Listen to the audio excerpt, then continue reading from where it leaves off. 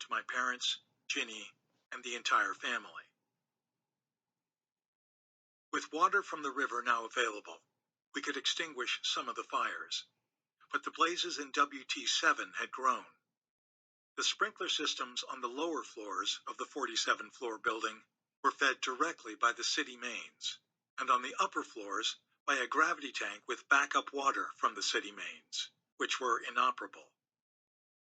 Over the next couple of hours, we held serious discussions about the risks and feasibility of fighting the fires in WT7. Without water for the sprinkler system, we made the decision not to send firefighters into the building. The fires burned out of control. By late afternoon, fire could be seen on multiple floors of WTC7. The idea that a 47-story building would be left to collapse would have seemed preposterous that morning. Now it almost seemed inevitable. A final order was given to abandon the building. It was just one of those wars we were going to lose, as Chief Peter Hayden put it. I met up with Chief Daniel Nigro and Chief Frank Crothers on the street at West and Vesey. I knew the building better than anyone. I told Nigro that there was a tank with 5,000 gallons of fuel for generators in the ceiling of the WT7 lobby. When the fire hit that, the result could be an explosion, and the fire would increase. We needed to clear the area of people. Just before 5 p.m., Nigro gave the order to pull the rescue teams back from the debris field around WTC-7. 20 minutes later, at 5:20 p.m., we watched as WTC-7 collapsed with that by now familiar roar, sending another cloud of gray debris and dust over the ruined landscape. 2008, NIST finished its investigation of WTC-7, the 47-story office building whose occupants had included the CIA, the Secret Service, and New York City's Office of Emergency Management. I invited Dr. Sunder to brief me, Fire Commissioner Scopetta, and Chief of Department Cassano on why WTC-7, which was not hit by a plane, collapsed at 5:20 p.m. that evening. He explained that when the North Tower collapsed, the debris started fires on multiple floors in WTC-7. Fueled by ordinary office furnishings, the fire quickly spread to numerous floors. As windows broke from the heat, fresh air rushed in and intensified the flames. Without water for the sprinkler system, we decided not to send firefighters into the building, and the fire raged out of control. Those elements, combined with fire-induced thermal expansion of steel girders and the particular building design, created a perfect storm that triggered the collapse. Sunder dispelled conspiracy theories that had started to flourish by definitively stating that fire caused the collapse. This would make Osama bin Laden the world's most wanted arsonist. I feared that terrorists could cause another 9/11 without. A sense of relief came over me as another 9/11 chapter ended. On TV, firefighters could be seen cheering atop their fire trucks in Times Square. On the side of one truck, you could see the names of 15 members lost from one firehouse. Finally, this open wound could be closed. A month after the U.S. military brought bin Laden to justice, I and Sal Cassano, now fire commissioner, heard the details directly from the CIA. Brian Gimlet, a retired Secret Service agent in charge, invited Cassano and me to come to the New York Stock Exchange, where Brian was Senior Vice President of Global Security.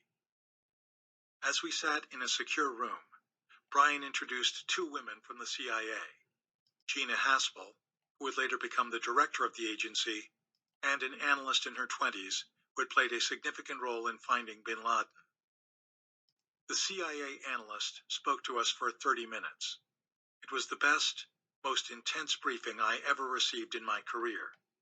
From her passion and conviction, I knew that she had pushed hard in her quest to find bin Laden.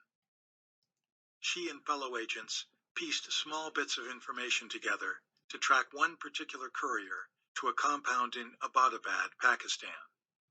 Though many in the CIA believed bin Laden had to be in Afghanistan. She thought this courier would lead the agency and special forces to bin Laden. She had met with President Obama, Director of the CIA Leon Panetta, and other government officials to outline what she had discovered, trying to persuade the president to approve a dangerous mission. Senior officials thought that the chances of bin Laden being at the Abbottabad compound were at best 60%. When it came time for this young analyst to speak, she insisted that the odds were 90%. In reality, the analyst told me, she believed the odds were closer to 100%, but it would freak everyone out if she said that. The meeting led to Operation Neptune Spear, overseen by Admiral William McRaven and successfully conducted by Navy SEAL Team 6 in Abbottabad. At the end of the meeting, the analyst came up to me and said, "Chief, I have something for you." Since the attacks, each time the United States captured or killed a 9/11 terrorist, President Bush had put an X through the name on a list of key al-Qaeda operatives even after he was out of office. The CIA had continued that practice. After this most recent operation, President Bush had X'd out the name of Osama bin Laden. It gave me a brief flashback to September 14, 2001, at Ground Zero, when President Bush had quietly told us, "We will get them." The seamless dedication of the CIA and Special Forces across 2 administrations made this possible.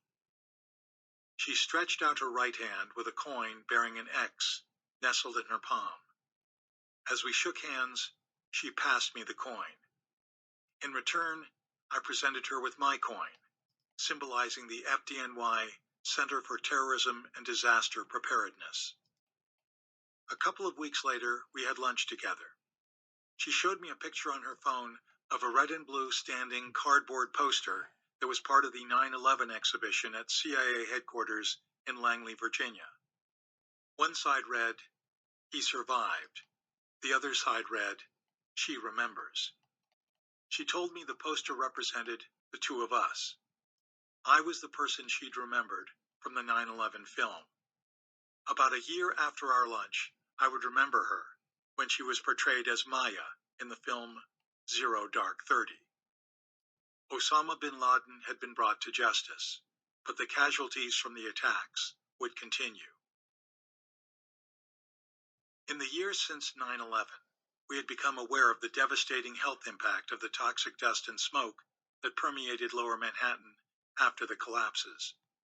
Finding more and more of our members were coming down with respiratory illness and cancers, the FDNY had instituted a yearly medical evaluation for its 9/11 responders.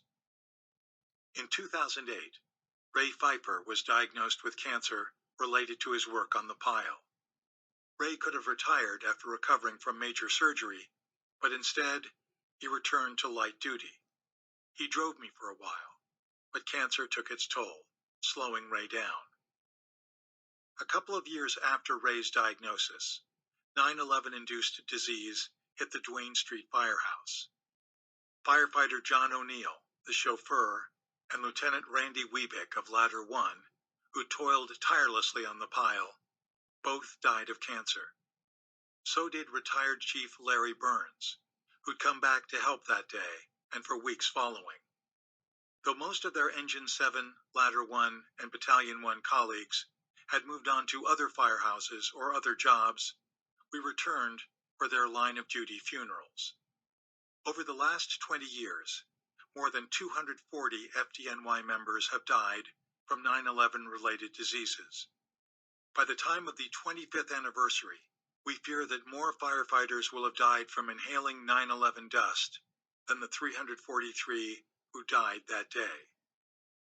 Ray continued to work at our Center for Terrorism and Disaster Preparedness between periods of medical leave and light duty. He would tell me his ideas for the center and give me good-natured kidding. When I got promoted to assistant chief, Ray hung a sign from the auditorium balcony reading, "Congratulations, Joey 3-star." After his retirement, Ray concentrated on a new passion, lobbying Congress to extend and expand The James Zadroga 9/11 Health and Compensation Act, 2011, named after an NYPD police officer whose death was linked to exposure to toxic dust and fumes. The bill provided medical monitoring and care to sick first responders, workers, survivors, and others contaminated by the dust. On trips to the Capitol in Washington, D.C., Ray, accompanied by comedian Jon Stewart, waited in the hallways of Congress for lawmakers to pass by so they could ask for their vote on the bill. No matter how long it took, Ray sat patiently in his wheelchair as Stewart paced back and forth. Securing votes one by one was exhausting for Ray, but he never let on that he was in pain. He only said, "It's all good." Stewart described how legislators and their staffers would hand Ray their business cards to brush him off. Ray would point to his pocket and say, "I have all the cards I need." He had the memorial cards of the members of his firehouse and other units who had died on 9/11. These were 2x4-inch cards with the person's picture, along with personal details on the back. It would infuriate Stewart to see such disrespect for Ray in uniform. But eventually, Ray won lawmakers over and secured enough votes to pass the reauthorization of the bill in 2015. For Ray's selfless work on the pile and his concern for first responders, he received the key to the city of New York from Mayor Bill de Blasio in 2016. Of course, Ray was grateful, but he didn't need keys to open doors. He used his heart.